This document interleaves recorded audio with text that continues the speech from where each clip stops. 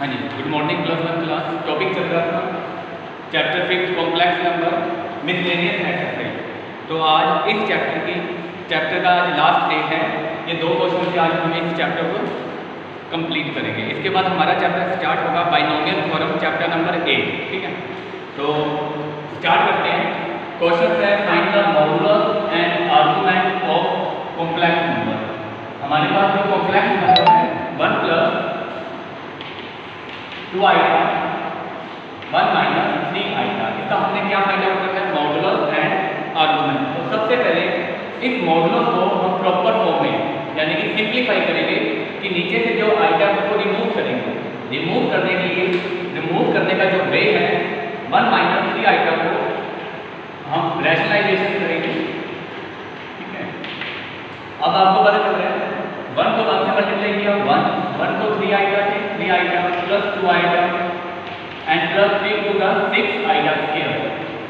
और नीचे हमारे पास बनता है अडेंटिंग a - b a + b a square minus 3 iota का स्क्वायर। तो हमारे पास सिंप्लीफाई करने से हमारे पास जो आंसर आना, हाँ जी, आइटा स्क्वायर की वैल्यू आपको सबको पता है, आइटा स्क्वायर की वैल्यू -1 होती है। तो ये -6 बना 1 - 3 आइटा स्क्वायर आएगा और 3 का स्क्वायर 9,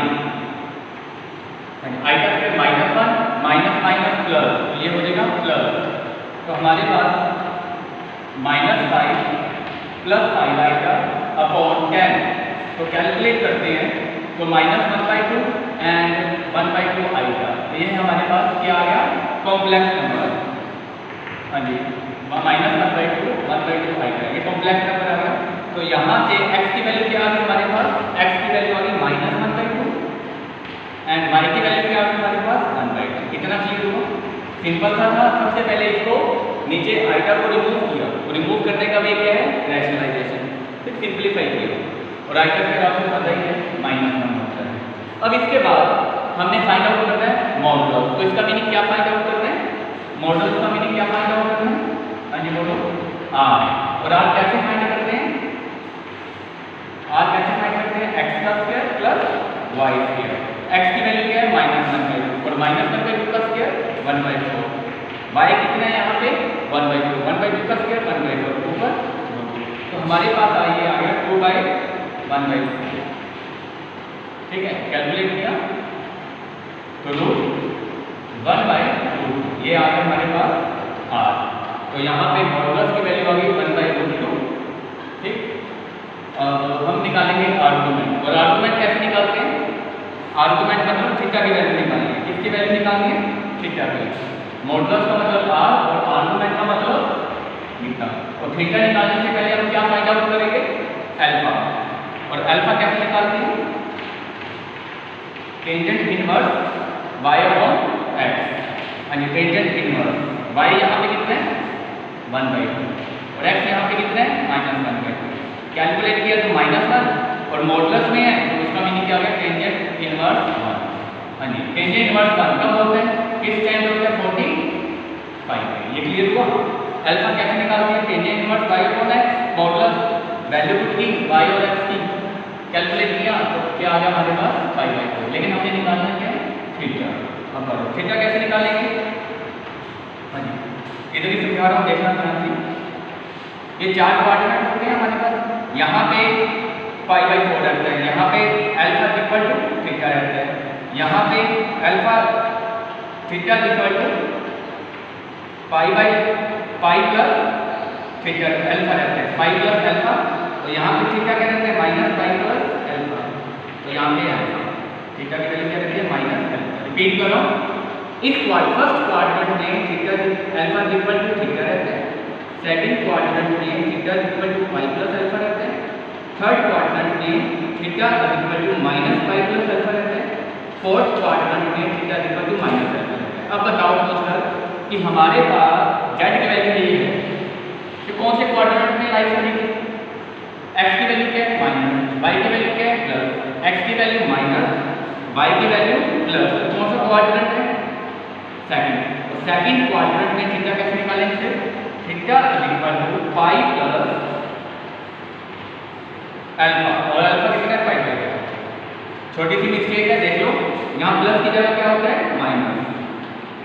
तो ये मिस्टेक, ये जहाँ की मिस्टेक की थी कि यही मिस्टेक पेपरों में हो जाती है आपके, तो ध्यान रखना यहाँ पे पाई माइनस अल्फा, यहाँ पे भी पाई माइनस अल्फा, आगे माइनस, तो थीटा माइनस पाई बाई 4। जब कैलकुलेट किया तो क्या आ जाएगा 3 पाई बाई 4।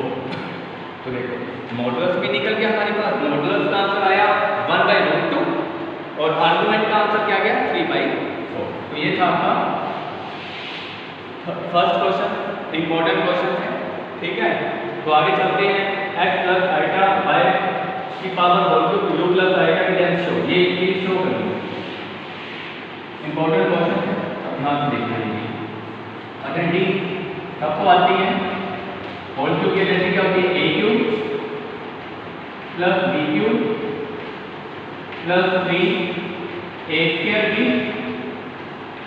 Plus 3ab। ये क्लियर हो गया होगा, a³ plus b³ plus 3a² plus 3ab। हाँ जी, x³ i³ y³ plus 3x² by i plus 3xy² i। हाँ जी, यहाँ पे देखो x³ i का क्यूब कितना होता है माइनस i, माइनस i।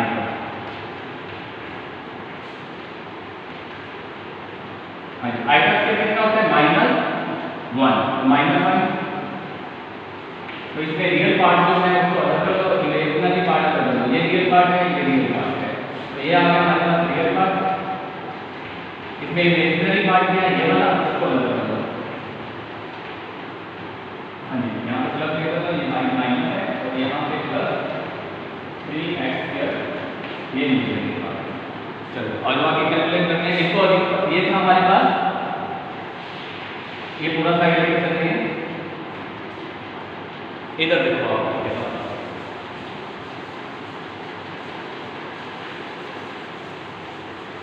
ये देखो ux plus iota by u plus iota B.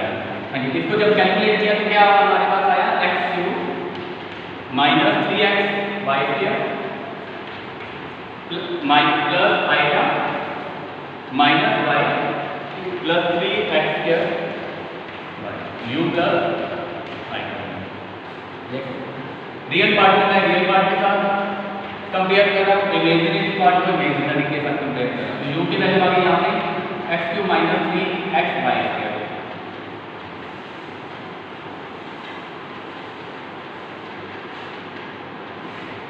और v की वैल्यू क्या आ गई यहाँ से -y प्लस 3x²। इधर से मैंने x को निकाला, x² माइनस 3y², ये x उधर जाके डिवाइड हुआ, x² माइनस 3y²। उधर से मैंने y को निकाला,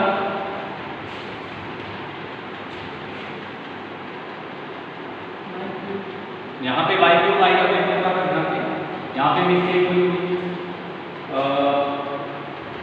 यहाँ पे y³ था हमारे पास, देखो ध्यान से कैलकुलेट y³, y², यहाँ पे 3x²y, तो यहाँ से हमने ये देखो y³ था, यहाँ पे देखो मिस्टेक है, y³ था यहाँ पे, यहाँ पे y³, तो यहाँ से y³ y को निकाला y², ठीक है। तो ये हो गया v/y। अब देखो शो क्या कर रहे हैं, ये दोनों को क्या कर रहे हैं ऐड, इन दोनों को ऐड कर दो, u/x प्लस v/y ऐड किया तो हमारे पास क्या आ गया x² minus 3y² minus y² plus 3x²। तो 3x² plus x² 4x² minus 4y², 4 common निकाला, x² माइनस, यही तो प्रूफ करना था। तो देखोगे ध्यान में हमने यही प्रूफ किया करना था। तो आज हमारा ये 5th चैप्टर कंप्लीट होता है, इसके बाद हम स्टार्ट करेंगे binomial theorem 8th chapter. Okay, thank you.